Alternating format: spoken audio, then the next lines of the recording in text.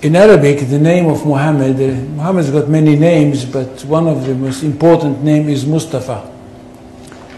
Mustafa in Arabic means he who was selected.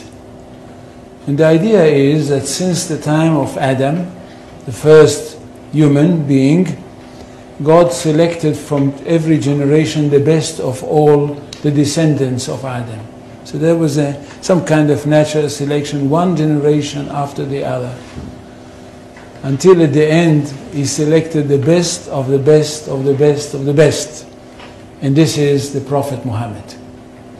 And he chose him to give him his word, the exact word of God, and of course selected him to be the prophet that will bring to humanity the finest of all revelations. This is Islam. That we are talking about a culture which is highly rich, highly interesting, and highly rewarding. And that's what the most important thing.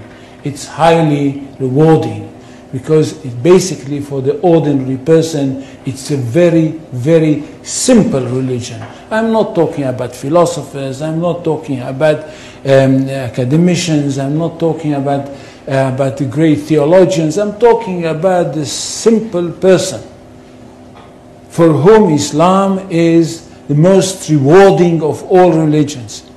At the end of the story, if he is a good Muslim, and he dies, he is going to go straight into paradise, and paradise is described in the most colorful way possible in the Quran. And for this reason, I think we should speak about Islam with great respect. And not just, as I can hear some people say, well, it's Islam, it's nothing. It's not. And it's not a simple thing that a person like me and others like me in the academy, in fact, dedicated their life for the studying of this culture. Now, Islam is not a religion in the ordinary, simple way of thinking. Islam is a culture which comprises everything. And most of all, it is a culture based on revelation, and it is a culture which is based on a legal system. It is basically a legal system. It is a legal system which comprises everything. It comprises the life of the individual, it comprises the life of the society, it comprises the state. That's one thing. Secondly, it is a world religion. It's not like Judaism, which is not a world religion. It is connected with the chosen people and it's only for them. And it's not connected with the territory of the world, it's connected with one small country.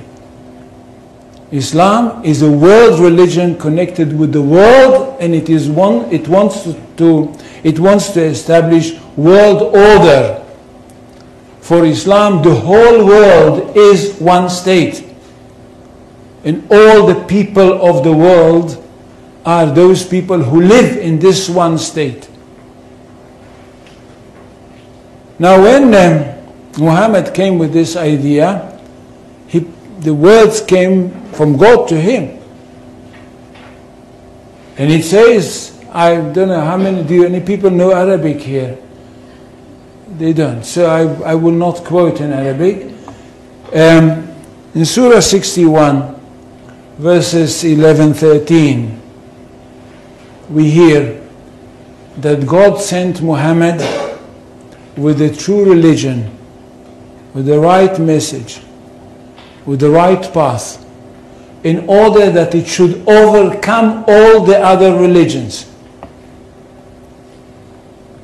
Which means that there is only one truth. Jews and Christians, which are called the people of the book, had once their own truth, but they were not a very good custodians, and they falsified their books. That's why Allah had to send another prophet, a modern prophet, that should bring the last word of God and the only word of God to humanity. This is the Quran. Nothing can be superior to it. And because of that, this religion is regarded to be one that stands on top of everything else. In Arabic, they say, Al-Islam ya'lu wa la yu'la alayhi. Islam is superior, nothing can be superior to it. Which means we are talking about not only the final word of God, not only about the finest word of God, but the truest of all revelations. Now what does the community have to do? The community of the believers. Those people that were lucky enough to have their hearts open and to have accepted the call of the Prophet Muhammad. What do they have to do? They have a mission in this world, to bring the word of God to the whole universe, or if you want, to the whole of this planet.